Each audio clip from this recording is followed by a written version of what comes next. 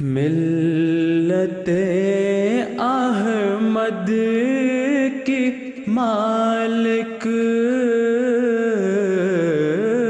Assalamu alaikum warahmatullahi wabarakatuh. My name is Aziz Hafiz, and I've been asked by Khudam India to try to inspire you on some of the work that Khalifatul Masih has asked us to do using humanity first. So where there are disasters across the world, be they earthquakes, tsunamis, etc., my role is to try coordinate the effort that Humanity First does. I've been asked to specifically highlight some of the, not just the work, but the things that happened around the recent earthquake in Nepal. This is not going to be a technical talk. This is going to be a mixture of many things. And my aim is to show you some of the work that has been done, to also show you the impact and the power of the natural world and the power of Allah Ta'ala, how He uses it and how it really turns you to the Almighty. This picture summarizes everything that I'm going to try to say. This picture is in the area of Bhaktapur in Kathmandu in Nepal, which was one of the worst hit areas.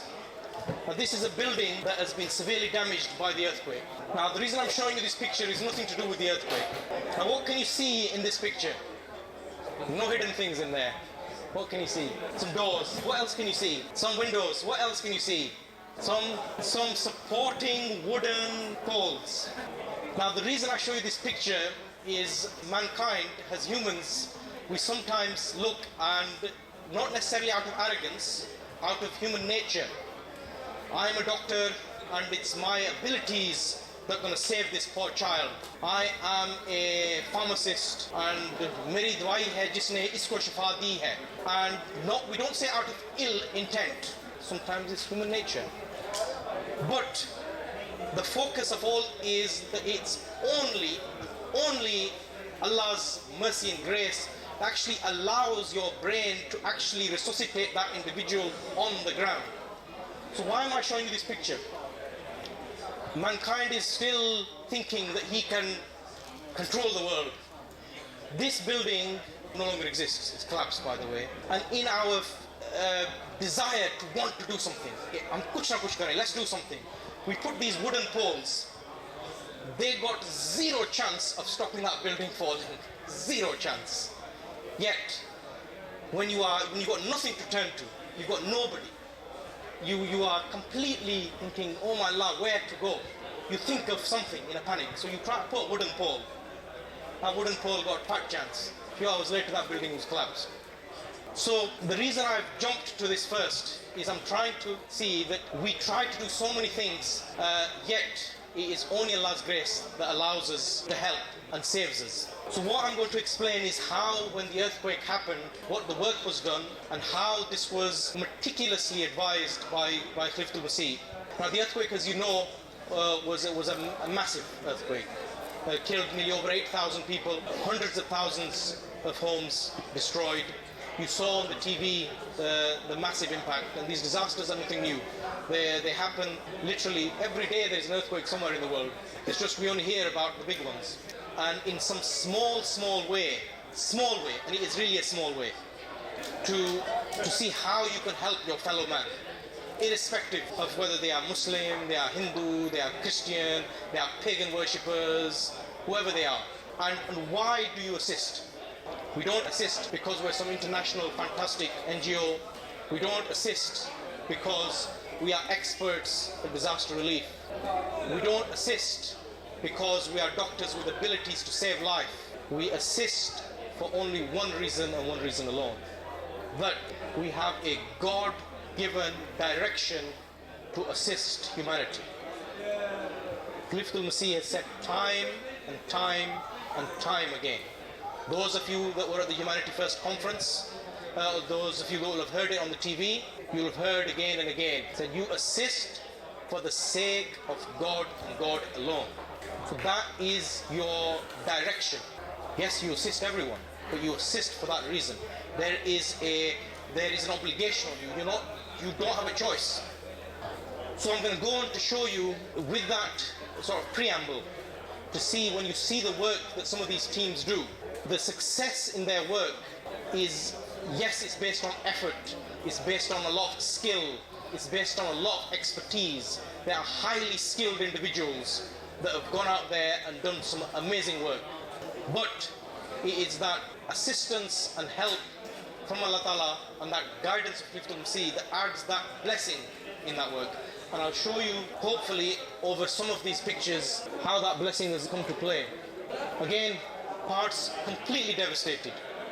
Completely devastated. And there is nothing on earth you can do about it. Nothing on earth. Now, when this earthquake hit, how the majority of the work that happened there, Humanity First, under the guidance of Fifth MC, sent a team of 12 professionals. Doctors, surgeons, paramedics, nurses, from across many fields. Many of them from outside the Jamaat, paramedics, doctors, firemen, many from within the Jamaat, all with this unique goal to assist in any small way they can. And when you're out there, sometimes we feel that yes, we are going as a Western NGO and we're going to be able to do a lot. You realized very soon on the ground that there was very little we could do because there were so many organizational difficulties on the ground. We have a very small Jamaat on the ground, only about 500-600 people. And of those, there was a handful that literally overnight managed to assist this team and take them to really remote areas on very dangerous ground to set up this camp. And they set up this camp in a very sort of remote mountainous area, and they managed to see at least 1,000 people with a whole host of injuries. Now, that was one small part.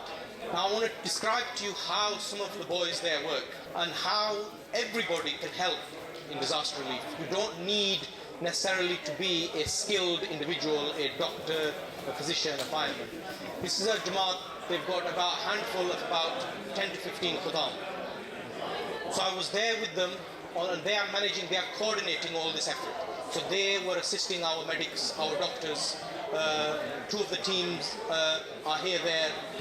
Dr. Ahmad Khan from Humanity First is also here. He's here, you'll be able to speak to him and ask them, the things that were involved in organizing these things. These are people that you are all approachable. And I'd ask you to speak to them because what you will learn from them, not that they want to teach anything, you will learn the daily practicalities of dealing with these situations. So these Khudam, no experience in disaster management. They are from Nepal, India, Pakistan, asylum seekers from Pakistan, very, very poor.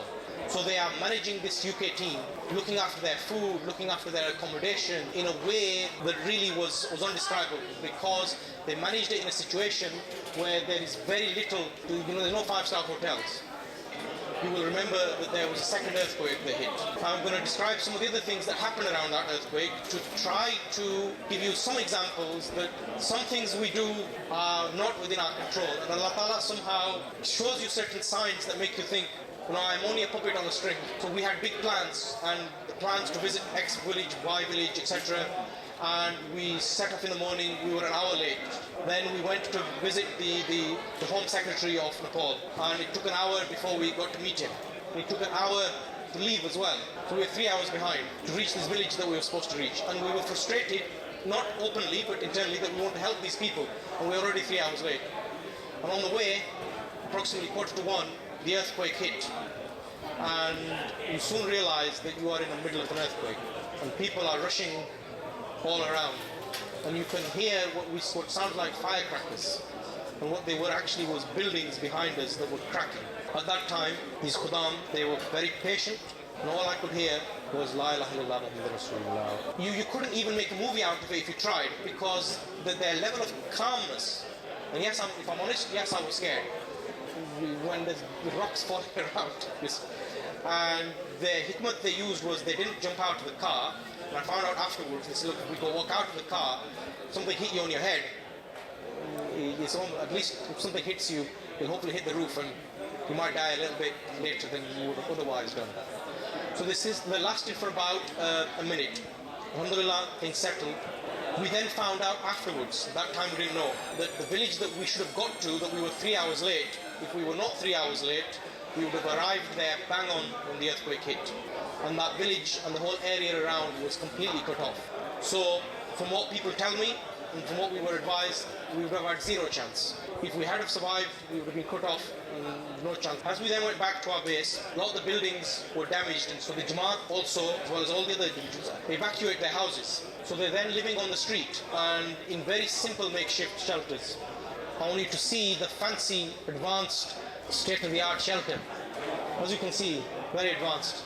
So in an emergency situation, you don't get nice light, you don't get nice carpet, you make do. So the first priority is to create somewhere at least the women and children can stay overnight.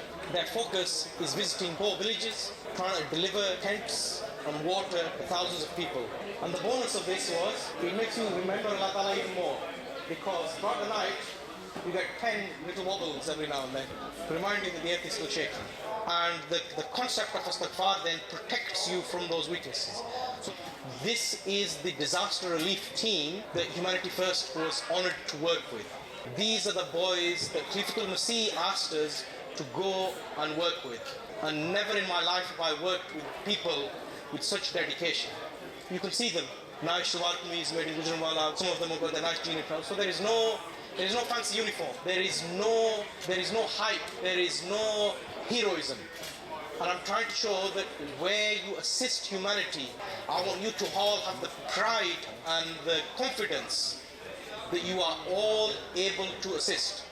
So when you've seen all these things, you're probably all wondering now, how can I assist in all this? Where is my role? First of all, each of you have a role. Each of you. Your primary and most important role is when that disaster hits. You need to be on that prayer mat. And you need to be praying intensely. That is number one disaster relief role. You don't need to be a member of Humanity First to do that. You don't need to be a member of Khudam India to do that. Then, you can focus on where you can assist. And you can assist in many areas. Not just Humanity First, not just Khudam India. Here in the UK, Humanity First has a system. It has a system of trying to assist in disaster relief.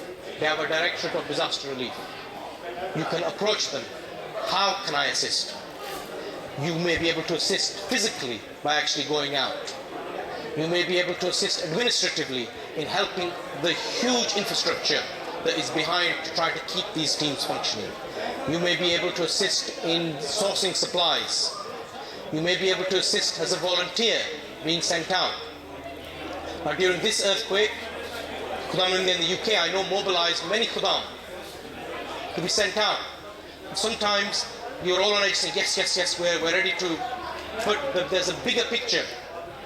And at that time, Khalifatul Masih advised, keep your Khudam on standby.